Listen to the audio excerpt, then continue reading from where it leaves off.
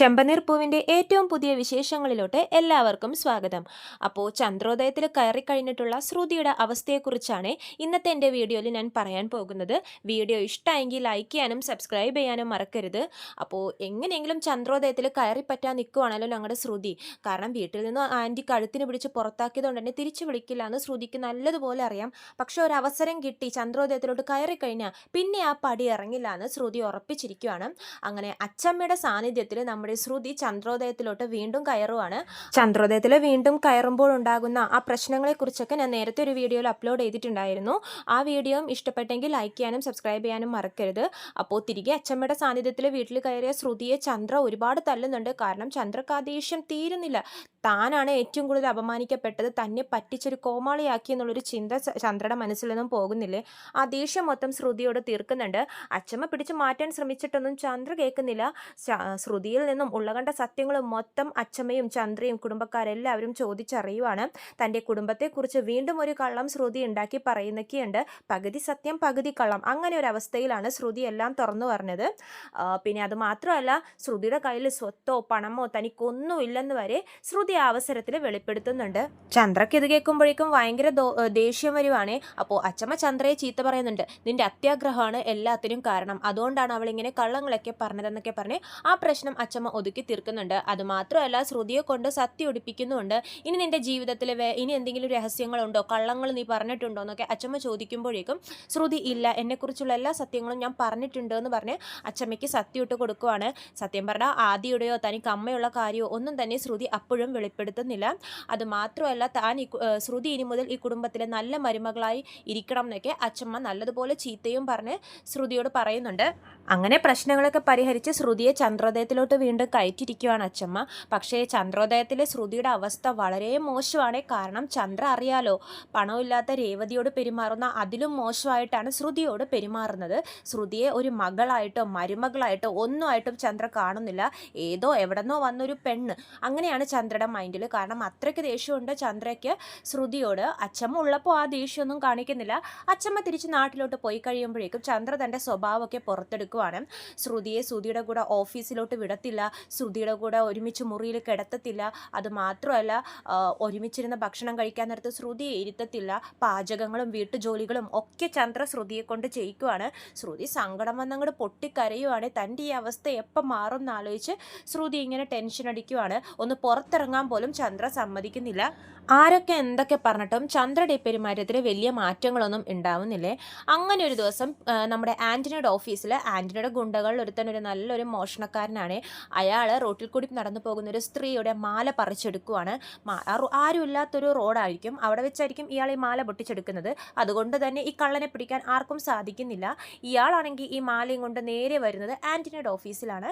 എന്നിട്ട് ആൻ്റണിയുടെ അടുത്ത് കൊടുത്ത് പറയുന്നുണ്ട്, ആൻ്റണി ചേട്ടാ, ഇതൊരു 3 പവനെങ്കിലും കാണും ആൻ്റണി ചേട്ടാ, ഇതെങ്ങനെയെങ്കിലും വിറ്റിട്ട് എനിക്ക് പൈസ ഒന്ന് ഒപ്പിച്ച് തരണം എന്ന് പറയുമ്പോഴേക്കും ആൻ്റണി പറയുന്നുണ്ട്, നീ എന്താടാ മോഷ്ടിച്ച മാല എനിക്ക് കൊണ്ടുവന്ന് തന്ന് അത് വിൽക്കാൻ എന്നെ ഏൽപ്പിക്കുന്നു, പിടിക്കുന്നെങ്കിൽ എന്നെ പോലീസ് പിടിച്ചോണ്ടും പോട്ടെ അല്ലേ, നീ ആൾ കൊള്ളാലോ എന്ന് പറയുമ്പോഴേക്കും നമ്മുടെ മോഷ്ടിച്ച ആൾ പറയുന്നുണ്ട്, അതല്ല ആൻ്റണി ചേട്ടന് ഒരുപാട് ആളുകളായിട്ട് പരിചയമൊക്കെ ഉണ്ടല്ലോ, ഈ മോഷ്ടിച്ച മുതൽ എവിടെ കൊടുക്കണം എന്നൊക്കെ ആൻ്റണി ചേട്ടന് നല്ല ഐഡിയ ഉണ്ടാവും. ഞാൻ കൊടുത്തു കഴിഞ്ഞാൽ പിന്നെ എൻ്റെ അവസ്ഥ ആൻ്റണി ചേട്ടൻ അറിയാലോ, പ്ലീസ് എനിക്ക് വേണ്ടി ഒരു സഹായം ചെയ്തു തരണം. കിട്ടുന്നതിൽ എത്രയാണെന്ന് വെച്ചാൽ ആൻ്റണി ചേട്ടൻ എടുത്തോ, ഇപ്പോഴത്തെ സ്വർണ്ണവിലയിൽ നല്ലൊരു എമൗണ്ട് കിട്ടും, എനിക്ക് ആൻ്റണി ചേട്ടന് മനസ്സിൽ തോന്നുന്ന ഒരു തുക മാത്രം തന്നാൽ മതി എന്നൊക്കെ പറയുമ്പോഴേക്കും ആൻ്റണി ആ മാല സൂക്ഷിച്ച് നോക്കുന്നുണ്ട്. നല്ല വെയിറ്റുള്ള 3 പവൻ മാലയാണ്. അപ്പോൾ ആൻ്റണി അയാളോട് പറയുന്നുണ്ട്, ദേ മോഷ്ടിച്ച മുതലിന് നീ കിട്ടുന്ന വിലയൊന്നും പ്രതീക്ഷിച്ച വിലയൊന്നും കിട്ടാൻ പോകുന്നില്ല, ഇതിന് കൂടി വന്നാൽ അവർ 1 ലക്ഷം രൂപ വല്ലതും തരും, അതിൽ നിന്ന് ഒരു 50,000 രൂപ ഞാൻ നിനക്ക് തരാമെന്ന് പറയുമ്പോഴേക്കും അയാൾ പറയുന്നുണ്ട്, മതി ആൻ്റണി ചേട്ടാ, 50,000 എങ്കിൽ 50,000 എനിക്ക് കിട്ടുന്നത് മതി, ഇതെങ്ങനെയെങ്കിലും വിറ്റ് തന്നാൽ മാത്രം മതി എന്ന് പറയുവാണ്. അപ്പോൾ ആൻ്റണി പറയുന്നുണ്ട്, ശരി നീ പൊയ്ക്കോ, ഇത് ആൾക്കാരുടെ അടുത്ത് ഞാൻ കൈമാറി കഴിഞ്ഞ് പൈസയൊക്കെ കിട്ടുമ്പോഴേക്കും നിന്നെ ഞാൻ അറിയിക്കാം എന്ന് പറഞ്ഞിട്ട് അയാളെ വിടുവാണ് അവിടെ നിന്ന്.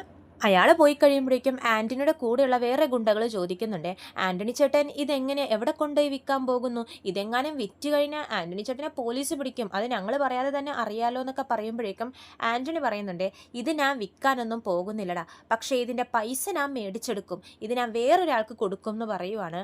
അപ്പോൾ അവർ ചോദിക്കുന്നുണ്ട്, വേറൊരാളോ, അതാര്?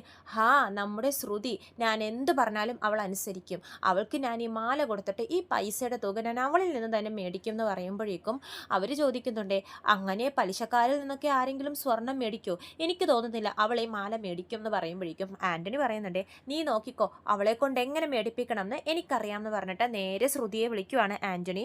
പെട്ടെന്ന് ഓഫീസിലോട്ട് വരണം, എനിക്കൊരു കാര്യം പറയാനുണ്ടെന്ന് പറഞ്ഞ് വിളിക്കുമ്പോഴേക്കും ശ്രുതി പാർലറിൽ പോകുന്നു എന്ന് പറഞ്ഞ വ്യാജേന ആന്റണിയുടെ ഓഫീസിലോട്ട് പോവാണേ. എന്നിട്ട് ആന്റണിയോട് പറയുന്നുണ്ട്, ആന്റണി, ഞാൻ എത്ര പ്രാവശ്യം നിന്നോട് പറഞ്ഞിട്ടുണ്ട് ഇനി ഓഫീസിലോട്ട് എന്നെ വിളിപ്പിക്കരുതെന്ന്. ആ സച്ചിക്ക് നമ്മൾ തമ്മിലുള്ള കണക്ഷനെ കുറിച്ചൊക്കെ അറിയാം. ഇപ്പം തന്നെ എൻ്റെ അവസ്ഥ ആ വീട്ടിൽ വളരെ മോശമാണ്. ഇനി ഇതും കൂടി അറിഞ്ഞു കഴിഞ്ഞാൽ എൻ്റെ കാര്യം കട്ടപ്പൊക്കെയാണ്. ഇനി ഞാൻ ഈ ഓഫീസിലോട്ടൊന്നും വരില്ല എന്ന് പറയുമ്പോഴേക്കും ആന്റണി പറയുന്നുണ്ടേ, എനിക്കറിയാം ശ്രുതി, ഒരു അത്യാവശ്യ കാര്യമായോണ്ടാണ് നിന്നെ ഞാൻ വിളിപ്പിച്ചതെന്ന് പറഞ്ഞിട്ട് ആന്റണി തൻ്റെ കയ്യിലുള്ള ബോക്സ് ശ്രുതിക്ക് നേരെ നീട്ടുവാണ്.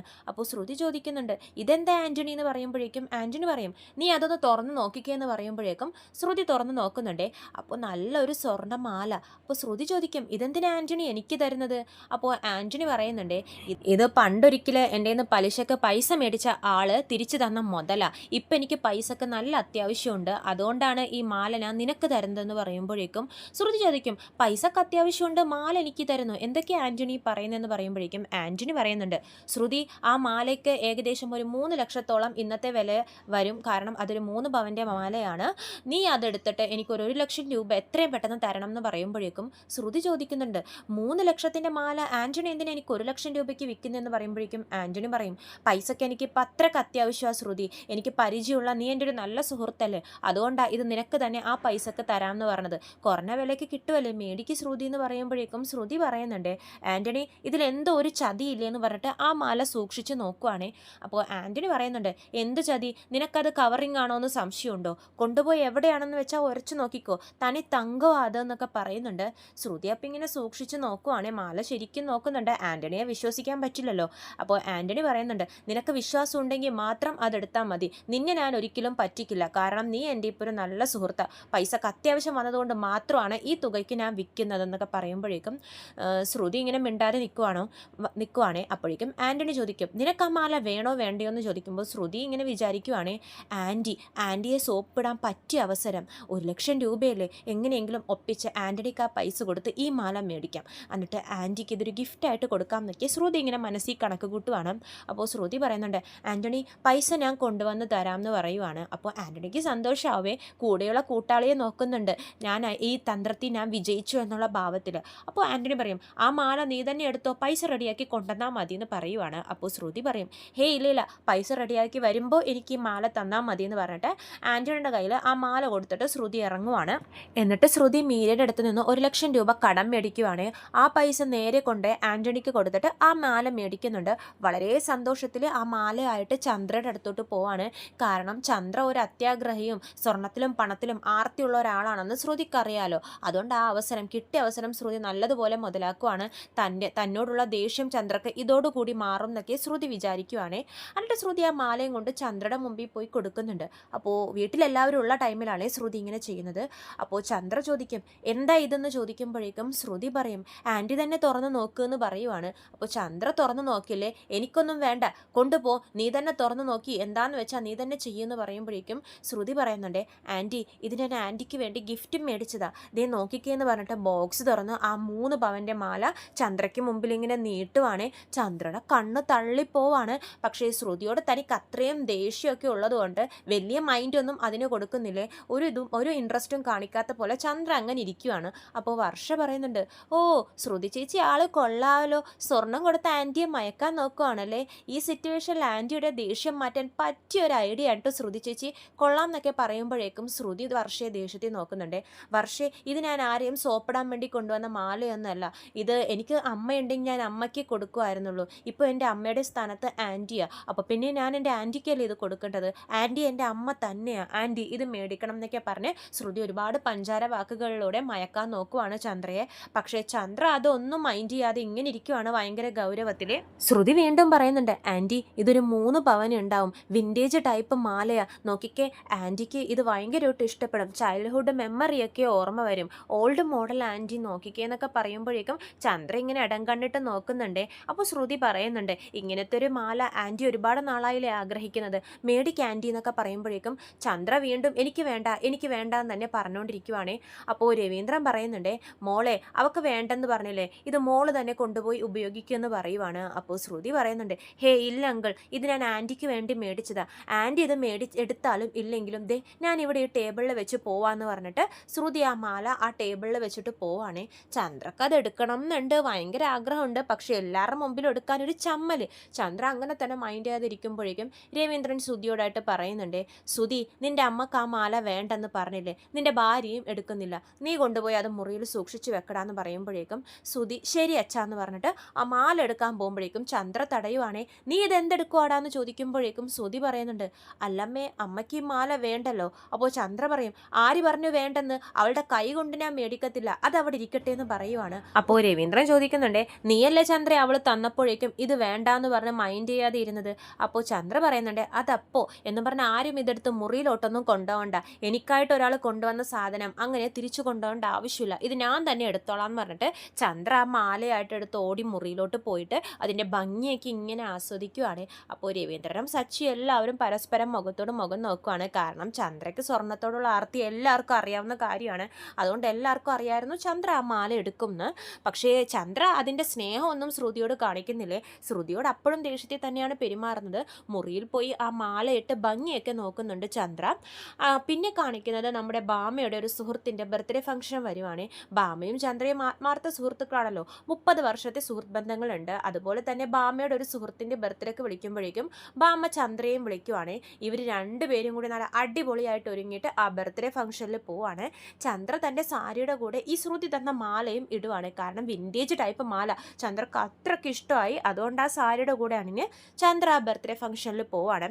അവിടെ ഒരുപാട് നല്ല നല്ല പരിപാടികൾ, നല്ല ഗ്രാൻഡ് ആയിട്ടാണ് ബർത്ത്ഡേ ഫംഗ്ഷൻ നടത്തുന്നത്. ചന്ദ്രയുടെ വക ഡാൻസും പാട്ടും എല്ലാം ഉണ്ട്. അപ്പോഴാണ് ബർത്ത്ഡേ ഫംഗ്ഷനിൽ വന്ന ഒരു സ്ത്രീ ചന്ദ്രയുടെ കഴുത്തിൽ ഈ മാല ശ്രദ്ധിക്കുന്നത്. അവർ ആ മാലയിൽ തന്നെ ഇങ്ങനെ സൂക്ഷിച്ചു നോക്കും. എന്നിട്ട് ബാമയോട് ചോദിക്കുന്നുണ്ട്, ആ ഡാൻസ് കളിക്കുന്നത് ആരാന്ന് ചോദിക്കുമ്പോഴേക്കും ബാമ പറയും, അതെൻ്റെ സുഹൃത്താ ചന്ദ്ര. എന്നിട്ട് ചന്ദ്രയെ വിളിച്ച് ബാമ ഇവർക്ക് പരിചയപ്പെടുത്തി കൊടുക്കുന്നുണ്ട്. അവർ നല്ല ദേഷ്യത്തിൽ തന്നെ ഇങ്ങനെ ചന്ദ്രയെ നോക്കിക്കൊണ്ട് നിൽക്കുവാണ്. എന്നിട്ട് ചന്ദ്രയോട് ചോദിക്കുന്നുണ്ട്, ഈ മാല? അപ്പോൾ ചന്ദ്ര പറയും, ഈ മാലയോ, ഇത് ഒരു വിൻറ്റേജ് ടൈപ്പ് മാലയാ, ഇഷ്ടപ്പെട്ടല്ലേ? ഈ പരിപാടിക്ക് വന്ന എല്ലാവരും ഈ മാലയെ പറ്റിയായിരുന്നു പറഞ്ഞുകൊണ്ടിരുന്നത്, എല്ലാവർക്കും ഈ മാലയുടെ മോഡൽ ഇഷ്ടപ്പെട്ടു എന്നൊക്കെ ചന്ദ്ര ഭയങ്കര സന്തോഷത്തിൽ പറയുമ്പോഴേക്കും ഈ സ്ത്രീ പറയുന്നുണ്ട്, അല്ല ഇതുപോലൊരു മാല എനിക്കുണ്ടായിരുന്നു എന്ന് പറയുമ്പോഴേക്കും ചന്ദ്ര ഇങ്ങനെ അവരെ നോക്കുന്നുണ്ട്. എന്നിട്ട് പറയുന്നുണ്ട്, ഹാ ഒരേ മോഡൽ മാല ഒരുപാട് പേർക്ക് ഉണ്ടാവുമല്ലോ, അതിനെന്താ പ്രശ്നം എന്ന് ചോദിക്കുമ്പോഴേക്കും അവരെ ദേഷ്യത്തിൽ തന്നെ പറയുന്നുണ്ട്, ഈ മാലയെ ഒരാഴ്ച മുമ്പ് എൻ്റെ കയ്യിൽ നിന്ന് മോഷണം പോയി. ഞാൻ റോട്ടിൽ കൂടി നടക്കുമ്പോഴേക്കും ഒരു കള്ളൻ എൻ്റെ കഴുത്തിൽ നിന്നും ഈ മാല പറിച്ചെടുത്തോണ്ടും പോയി എന്ന് പറയുവാണ്. അപ്പോൾ കൂടിയിരിക്കുന്നവരൊക്കെ ചന്ദ്ര ഇങ്ങനെ സൂക്ഷിച്ചു നോക്കുവാണ്. ചന്ദ്രയുടെ മുഖമൊക്കെ മാറുന്നുണ്ട്. അപ്പോൾ ചന്ദ്ര പറയും, നിങ്ങൾ എന്തൊക്കെയാ പറയുന്നത്, ഇതെൻ്റെ മാലയാന്ന് പറയുമ്പോഴേക്കും ആ സ്ത്രീ വിട്ടുകൊടുക്കുന്നില്ലേ, ഹേയ് ഇതെൻ്റെ മാല തന്നെയാണ്, എൻ്റെ കയ്യിൽ നിന്ന് ഈ മാല നഷ്ടപ്പെട്ടിട്ടുണ്ട്, ഇതെൻ്റെ മാല എനിക്ക് ഉറപ്പാണെന്ന് പറയുമ്പോഴേക്കും കൂടി നിൽക്കുന്നവർ പറയുന്നുണ്ട്, അതിപ്പോൾ ഒരേ മോഡൽ മാല ഒരുപാട് പേർക്ക് ഉണ്ടാവില്ലേ, ഇത് നിങ്ങളുടെ മാലയാണെന്ന് നിങ്ങൾക്ക് എന്താ ഇത്ര ഉറപ്പ്, അവരുടെ മാലയാണെങ്കിലോ അവരിങ്ങനെ അപമാനിക്കാതെ എന്ന് പറയുമ്പോഴേക്കും ഈ സ്ത്രീ പറയുന്നുണ്ട്, നിങ്ങൾ ആ മാലയൊന്ന് തിരിച്ചു നോക്കിക്കേ, എൻ്റെ മാലയാണെങ്കിൽ അതിൽ എൻ്റെ പേര് എഴുതിയിട്ടുണ്ടാവും, എൻ്റെ പേരിൻ്റെ ഇനീഷ്യലായ CS അത് അതിലുണ്ടാവും എന്ന് പറയുവാണ്. അപ്പോൾ ചന്ദ്ര പറയും, ദേ അനാവശ്യം പറയാൻ നിൽക്കരുത്, എനിക്കിത് തിരിച്ചു നോക്കേണ്ട കാര്യമൊന്നുമില്ല, കാരണം ഇതെൻ്റെ മാല തന്നെയാണ്, നിങ്ങളെന്താ എന്നെ കള്ളിയാക്കാൻ നോക്കുവാണോ എന്നൊക്കെ പറഞ്ഞ് ചന്ദ്ര ഭയങ്കര പ്രശ്നം ഉണ്ടാക്കുന്നുണ്ട്. അപ്പോൾ അവർ പറയുന്നുണ്ട്, ഇതെൻ്റെ ഭർത്താവ് എനിക്ക് ഗിഫ്റ്റായിട്ട് തന്നതാണ്, വിൻറ്റേജ് ടൈപ്പ് സ്പെഷ്യൽ ടൈപ്പ് മാലയാ, ഇതങ്ങനെ വേറെ ആർക്കും ഉണ്ടാവാൻ സാധ്യതയില്ല, റെയർ ഐറ്റമാണ്, ഇതെൻ്റെ മാല തന്നെയാണ്, നിങ്ങളതൊന്ന് തിരിച്ചു നോക്ക്, ആ പ്രശ്നം തീരുമല്ലോ എന്ന് പറയുമ്പോഴേക്കും ബാം പറയുന്നുണ്ട്, ചന്ദ്രേ ഒരു സീൻ ഉണ്ടാക്കണ്ട, ഇത് നിൻ്റെ മാല തന്നെയാണെങ്കിൽ നീ എന്തിനാ ഇങ്ങനെ പേടിക്കുന്നേ, നീ എല്ലാവർക്കും കാണിച്ചു കൊടുക്ക്, ഇതിൻ്റെ പുറകിൽ അങ്ങനെ ഒരു ഇനീഷ്യൽ ഇല്ല എന്ന് ബാമ പറയുമ്പോഴേക്കും ചന്ദ്ര ആ മാല തിരിച്ചു നോക്കുവാണ്. നോക്കുമ്പോഴേക്കും അവർ പറഞ്ഞതുപോലെ തന്നെ അവരുടെ ഇനീഷ്യൽ ആ മാലയിൽ ഉണ്ടാവുകയാണ്. ചന്ദ്രക്കത് ഭയങ്കര ഷോക്കാവുകയാണ്. ചന്ദ്ര ഒന്നും മിണ്ടാതെ ഇങ്ങനെ തന്നെ നിൽക്കുവാണ്. പിന്നെ പറയണ്ടല്ലോ, ആ സ്ത്രീ ചന്ദ്രയെ എല്ലാവരുടെ മുമ്പിലിട്ട് അവഹേളിക്കുവാണ്. കണ്ടില്ലേ എൻ്റെ മാല തന്നെയായത്, ഞാൻ പറഞ്ഞ ഇനീഷ്യൽ അതിലില്ലേ, ഒരാഴ്ച മുമ്പ് ഇത് മോഷണം പോയായിരുന്നു, നീയാണല്ലേടി ഇത് മോഷ്ടിച്ചത്, മോഷ്ടിച്ച മുതൽ കഴുത്തിലിട്ടുകൊണ്ട് നടക്കാൻ നിനക്ക് നാണമില്ലേടി, ഇവരെയൊക്കെ ആരാ ഈ ബർത്ത്ഡേ ഫംഗ്ഷനിൽ വിളിച്ചത്, ഇത്തരം ഒരു കള്ളികളെയൊക്കെ വിളിക്കാൻ നിങ്ങൾക്ക് നാണമില്ലേ എന്നൊക്കെ പറയുമ്പോഴേക്കും അവർ പറയുന്നുണ്ട്, അത് പിന്നെ ഇതിൻ്റെ ഇടയിൽ എന്താ സംഭവിച്ചെന്ന് ഞങ്ങൾക്കറിയില്ല, ഇവരങ്ങനത്തെ ഒരു സ്ത്രീയല്ല, ഡാൻസ് ടീച്ചറാണെന്നൊക്കെ പറയുമ്പോഴേക്കും ഇവർ പറയുന്നുണ്ട്, പിന്നെ ഡാൻസ് ടീച്ചർ, നിങ്ങളെല്ലാവരും ഇവിടെ കൂടിയിരിക്കുന്ന എല്ലാവരും നിങ്ങളുടെ ആഭരണങ്ങളൊക്കെ കയ്യിലും കഴുത്തിലും ഉണ്ടോ എന്ന് നോക്കിക്കേ, പറയാൻ പറ്റില്ല, ഇതുപോലുള്ള കള്ളി പുലികളല്ലേ പരിപാടിയിൽ വന്നിരിക്കുന്നത്, ആരും അറിയാതെ അടിച്ചു മാറ്റും എന്നൊക്കെ പറയുമ്പോഴേക്കും ചന്ദ്ര ഒന്നും മിണ്ടാതെ ഇങ്ങനെ ഇതെല്ലാം കേട്ട് നാണക്കേടും കൊണ്ട് തലയും കൊമ്പിട്ട് നിൽക്കുവാണ്.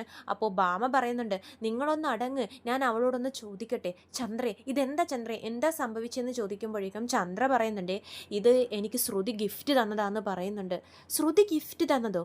അപ്പോഴേക്കും ആ സ്ത്രീ പറയുന്നുണ്ട്, ഓഹോ, അപ്പോൾ ഫാമിലി ആയിട്ട് കള്ളന്മാരാണല്ലേ. ഈ ശ്രുതി ആരാന്ന് ചോദിക്കുമ്പോഴേക്കും ഭാമ പറയുന്നുണ്ട്, അത് പിന്നെ ഇവളുടെ മരുമോളാ, മലേഷ്യയിൽ വലിയ പണക്കാരിയാണെന്നൊക്കെ ഭാമ തള്ളിവിടുന്നുണ്ട് വീണ്ടും. അപ്പോൾ അവർ പറയുന്നുണ്ട്, പിന്നെ മലേഷ്യയിലെ വലിയ പണക്കാരി ഇതുപോലെ മോഷ്ടിച്ചിട്ടായിരിക്കും പണക്കാരി ആയത്. അമ്മായിയമ്മയും മരുമോളും കൂടി ഒന്നിച്ചാണല്ലേ അപ്പോൾ മോഷണം. കൊള്ളാം, നല്ല ഫാമിലി എന്നൊക്കെ പറഞ്ഞ് ചന്ദ്രയെ അപമാനിക്കുവാണ്. ഞാൻ പോലീസിനെ ഇപ്പം തന്നെ വിളിക്കാൻ പോവാം. മാല മോഷണം പോയപ്പോൾ തന്നെ ഞാനൊരു കേസ് രജിസ്റ്റർ ചെയ്തായിരുന്നു, അവരെ വിളിക്കട്ടെ എന്ന് പറയുമ്പോഴേക്കും അവിടെ കൂടി നിൽക്കുന്നവരൊക്കെ പറയുന്നുണ്ട്, പ്ലീസ് അങ്ങനെയൊന്നും ചെയ്യല്ലേ, ഇതിലെന്താ നടന്നതെന്ന് ആർക്കും ഒരറിവില്ല, ഇവൾ അങ്ങനത്തെ ഒരു സ്ത്രീയല്ല, എനിക്കറിയാവുന്നവരാ, പ്ലീസ് നല്ല തറവാടികളാ, അവരെ ഇങ്ങനെ അപമാനിക്കരുത്, പോലീസിനെ ഒന്നും വിളിക്കരുത്, പോലീസിൽ പിടിച്ച് കൊടുക്കരുതെന്നൊക്കെ പറഞ്ഞ് ഭാമയും കൂടെയുള്ളവരൊക്കെ ഇങ്ങനെ അപേക്ഷിക്കുന്നുണ്ട്. അപ്പോഴേക്കും ആ സ്ത്രീ ചന്ദ്രയെ ഇങ്ങനെ സൂക്ഷിച്ച് നോക്കിയിട്ട് പറയുന്നുണ്ട്, മോഷ്ടിക്കാതെ ഭക്ഷണം മേടിച്ച് കഴിക്കാൻ നോക്കടി, മോഷ്ടിച്ച മുതലും കൊണ്ടാണോ കട്ട് തിന്നുവാണോ എന്നൊക്കെ പറഞ്ഞിട്ട് വീണ്ടും വീണ്ടും അപമാനിക്കുമ്പോഴേക്കും ചന്ദ്ര പറയുന്നുണ്ട്, ഭാമേ, ഇനി നമുക്ക് ഇവിടെ നിൽക്കണ്ട, വാ ഇപ്പം തന്നെ പോവാം എന്ന് പറഞ്ഞിട്ട് ബർത്ത്ഡേ ഫംഗ്ഷനിൽ നിന്നും ചന്ദ്ര ഇറങ്ങി പോവാണ്. ചന്ദ്രോദയത്തിലെത്തിക്കഴിയുമ്പോഴേക്കും ചന്ദ്ര ആരോടും മിണ്ടാതെ ആ മുമ്പിലുള്ള സോഫയിൽ ഇങ്ങനെ ഇരിക്കുവാണ്. എല്ലാവരും വന്ന് സംസാരിക്കുമ്പോഴും ചന്ദ്ര മൈൻഡ് ചെയ്യുന്നില്ല, ആ ദേഷ്യത്തിൽ തന്നെ നിൽക്കുവാണ്. കാരണം ചന്ദ്രയ്ക്ക് മിണ്ടാനുള്ളത് ശ്രുതിയോടാണ്. അവൾ വന്നിട്ടേ ഇനി വായ തുറക്കുള്ളൂ എന്ന് പറഞ്ഞ് ആ ദേഷ്യം കടിച്ചമർത്തി ഇങ്ങനെ ചന്ദ്ര ഇരിക്കുവാണ്. അപ്പോൾ ശ്രുതി ഈ ടൈമിൽ ചന്ദ്രയെ സോപ്പിടാൻ വേണ്ടി ഒരു സാരിയും മേടിച്ചുകൊണ്ടും വരുവാണ്. സാരി മേടിച്ച് ചന്ദ്രോദയത്തിലോട്ട് വന്നിട്ട് ചന്ദ്രയുടെ നേർക്ക് നീട്ടുന്നുണ്ട്.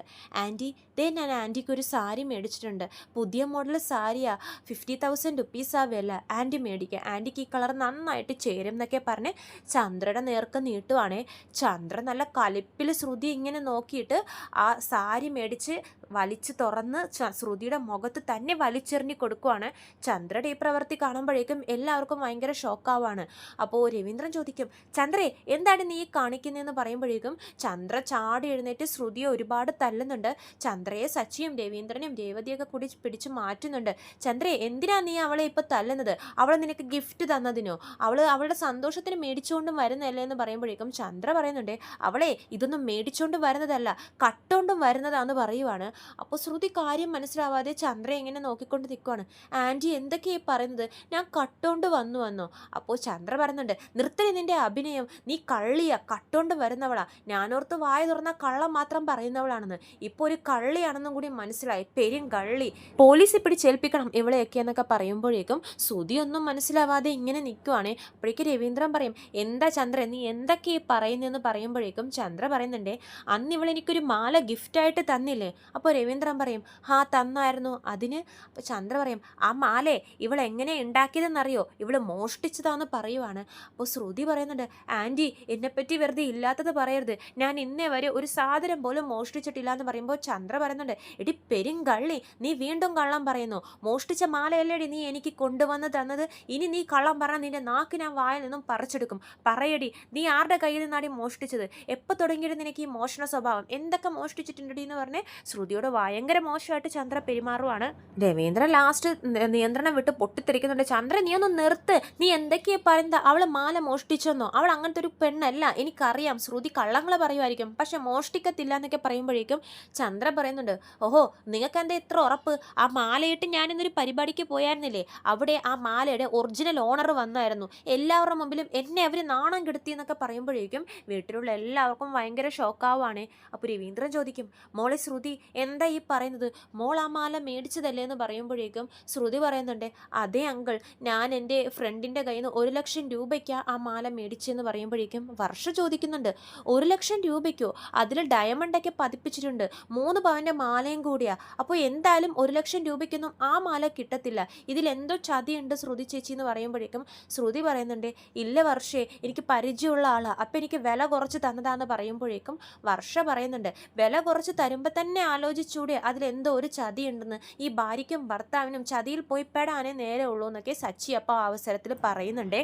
ഞാൻ മോഷ്ടിച്ചതല്ല ആൻറ്റി, ഞാൻ മോഷ്ടിക്കുന്ന ഒരാളല്ല, ഇന്നേ വരെ ഒന്നും മോഷ്ടിച്ചിട്ടില്ല, പൈസ കൊടുത്ത് ആൻറ്റിക്ക് വേണ്ടി തന്നെ മേടിച്ചതാണ് ഞാൻ ഈ മാല എന്നൊക്കെ പറഞ്ഞ് ശ്രുതി പൊട്ടിക്കരയുവാണേ. അപ്പോൾ സച്ചി പറയുന്നുണ്ട്, ഏതായാലും ആ സുഹൃത്ത് ഇത് മോഷ്ടിച്ച മുതലായിരിക്കും, അതുകൊണ്ടാണ് കുറഞ്ഞ പൈസക്ക് ഇവക്ക് ഈ പാർലർ ഏട്ടത്തേക്ക് കൊടുത്തത്. ഏതാ ആ ഫ്രണ്ടെന്ന് ചോദിക്കുമ്പോഴേക്കും ശ്രുതി ഒന്നും മിണ്ടാതെ നിൽക്കുവാണേ. അപ്പോൾ ശ്രുതി പറയുന്നുണ്ട്, വാ ശ്രുതി, നമുക്കിപ്പോൾ തന്നെ ആ ഫ്രണ്ടിനെ പോയി കാണാം, എന്നിട്ട് ആ പൈസ മേടിക്കാം എന്നൊക്കെ പറയുമ്പോഴേക്കും ശ്രുതി പറയുന്നുണ്ട്, ആ കാര്യം ഞാൻ നോക്കിക്കോളാം സുധി, മാല മേടിച്ചത് ഞാനല്ലേ, അപ്പോൾ ആ പൈസ മേടിക്കാനും എനിക്കറിയാം, സുധി വിഷമിക്കണ്ട ആൻറ്റി, പക്ഷേ എന്നെ ഒരു കള്ളിയായിട്ട് കാണരുത്, ഞാൻ ആ മാല മോഷ്ടിച്ചതല്ല എന്ന് പറയുമ്പോഴേക്കും ചന്ദ്ര പറയുന്നുണ്ട്, ആദ്യം കള്ളങ്ങൾ പറഞ്ഞ് എന്നെ പറ്റിച്ചു, ഇപ്പോൾ നാട്ടുകാരുടെ മുമ്പിൽ എന്നെ അപമാനിച്ചു, ഇതിനൊക്കെ ഞാൻ നിന്നോട് കണക്ക് ചോദിക്കുകയുടെ പെരും കള്ളി എന്ന് പറഞ്ഞ് ചന്ദ്ര വീണ്ടും ഉറഞ്ഞതുള്ളുവാണ്. ശ്രുതിയോടുള്ള ദേഷ്യം വീണ്ടും ചന്ദ്രക്ക് കൂടി കൂടി വരുവാണ്, കാരണം അത്രയ്ക്ക് നാണം കിട്ടും ആ ബർത്ത്ഡേ ഫംഗ്ഷനിൽ നമ്മുടെ ചന്ദ്ര. അപ്പോൾ ഇതൊക്കെയാണ് ചെമ്പനീർ പൂവിൻ്റെ ഏറ്റവും പുതിയ വിശേഷങ്ങൾ. കൂടുതൽ വിശേഷങ്ങൾ ഞാൻ എൻ്റെ ചാനലിലൂടെ അപ്ലോഡ് ചെയ്യുന്നതാണ്. ചാനൽ സബ്സ്ക്രൈബ് ചെയ്യാത്തവർ സബ്സ്ക്രൈബ് ചെയ്യണം. വീഡിയോ ഇഷ്ടമെങ്കിൽ ലൈക്ക് ചെയ്യാനും മറക്കരുത്. എല്ലാവർക്കും നന്ദി.